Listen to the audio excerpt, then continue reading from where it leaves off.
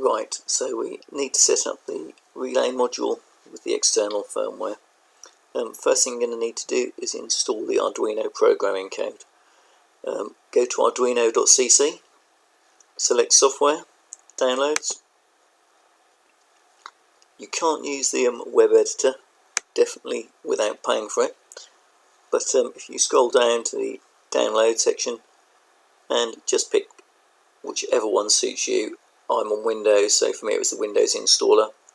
Download that file, and once it's downloaded, double click on it. So we've downloaded the Arduino software, double click on it, accept the license, next on the defaults, and by the magic of video, the install's completed.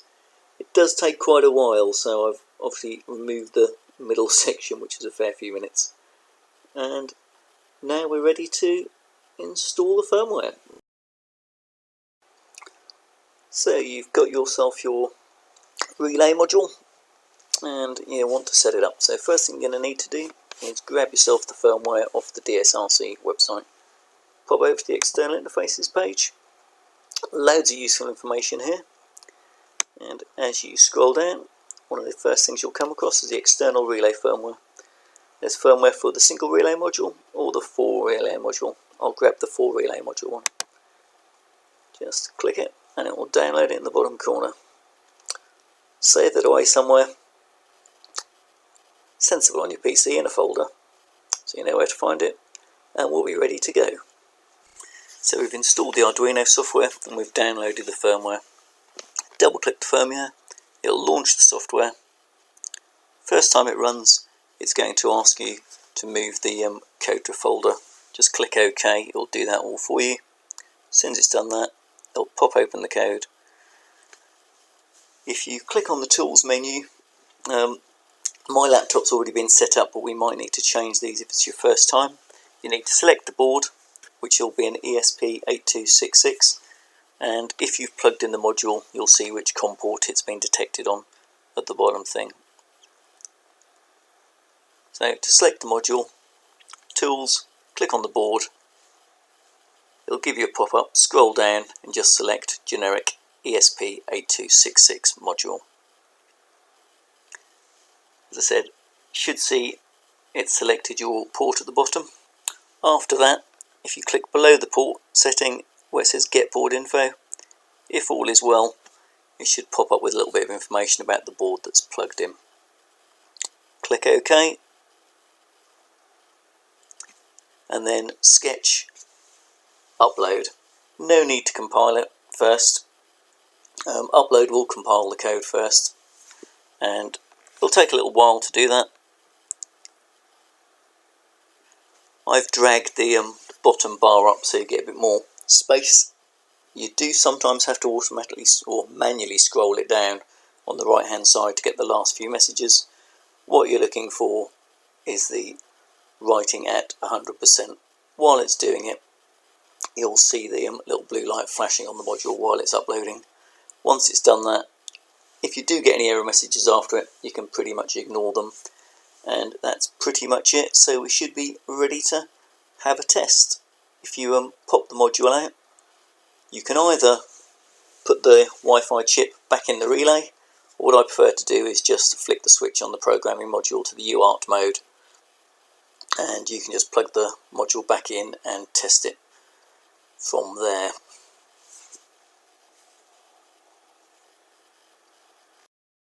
So we've installed the firmware, so the module's ready to go. I like to test it before I pop it back in the relay module, and also you can do some configuration here if you need to. If I look at my Wi-Fi networks now, what we should see is there's a DSRC Wi-Fi network. It's an open network, and that's because the little Wi-Fi module is running as an access point. So I'm just going to connect to that. There's no password required. Once it connects on Windows, your PC will run a little test, which by default will pop up the page that's running on the module. And there we are, DSRC setup mode. At this point, it's all ready to go as an access point. You can link it to DSRC on your phone or tablet, and away you go. If you want to connect both the tablet and the module to your local Wi-Fi network, so your tablet still has access to the internet, what you can do now is click on Wi-Fi settings, pull up your local networks that are available, and select mine, Chile. I'm going to pop in a wrong password just to show you what happens. I'm going to submit that. The module will restart. It will not be able to access my network, so I put an incorrect password, and this will show you what actually happens when it comes up. Just going to go to its default address, which is 192.168.4.1, when it's running as an access point, and it's back in, it's showing in setup mode again. This time I'm going to select settings and select my network again, this time put in the correct password, submit that. Again, it will restart. This time the module will be connected to my local network, but it will also be acting as an access point as well on the 192.168.4 network. So if I go over to my Wi-Fi networks, I'll be able to see I'm connected to Chile and the relay is still there. At this point I don't know what the IP address of the module is because it's used DHCP. I actually know because I've fixed it on my router, but if we connect back to the DSRC network,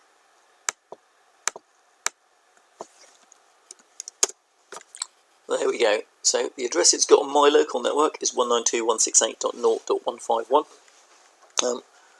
Those settings for the Wi-Fi configuration are held on the EEPROM of the module, so they'll be remembered on reboots without any problem.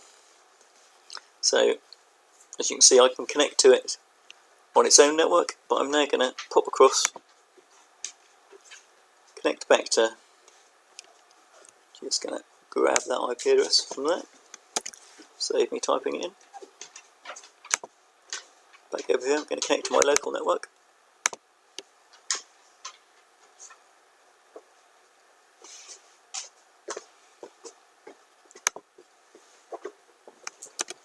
Pop in that address, and there we go. So that's the module running as a client and as an access point, and we're ready to go in DSRC, all set up. Just going to try one little test. Think this is going to work. If I connect back to the DSRC network,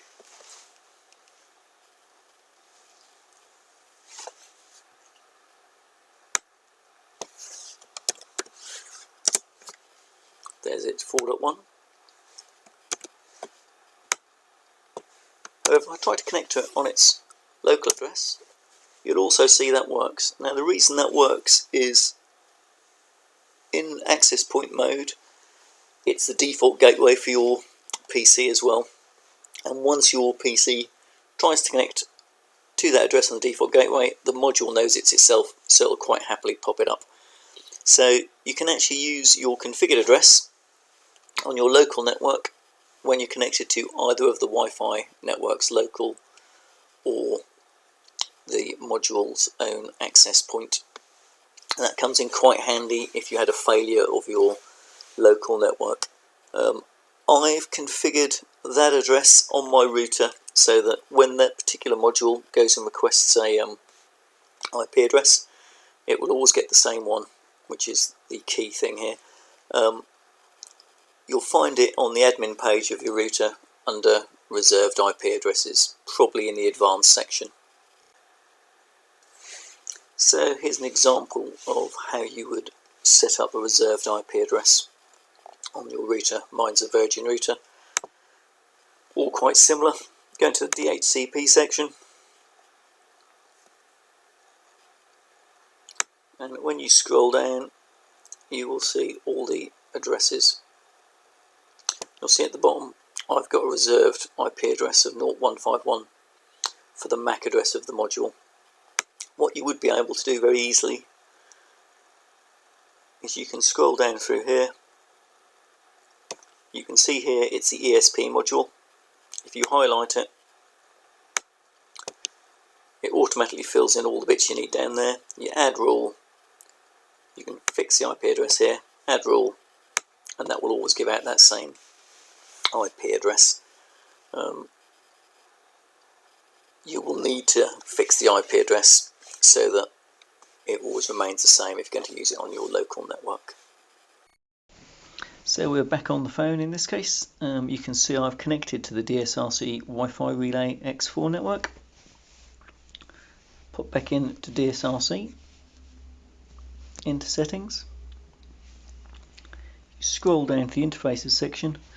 You'll see I've selected the Wi-Fi external for all lights, and that the Wi-Fi device info is set to the IP address of 192.168.4.1, which is the default. If you set the relay up on your own network, you can change the address there for that. Come out, back into race mode. What you'll see at the bottom of the screen now is a small green Wi-Fi symbol. This is telling you that you are connected to the relay successfully and it's ready to go. I'll pop over to the relay now. There's no horn actually attached, but you should hear the relay click hopefully. So I'm going to quickly start a race. What you'll notice, 10, 5, 4, 3, 2, 1. and so you can hear the relays clicking. I'm just going to click abandon. 10.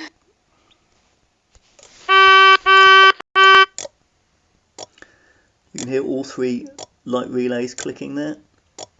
And what you'll notice is at the bottom of the screen you've now got a clear button, which allows you to clear things like abandons, general recalls, individual recalls. There we go. So that's cleared it, and that's basically DSRC working with the external relay modules. Thank you. That's all, folks.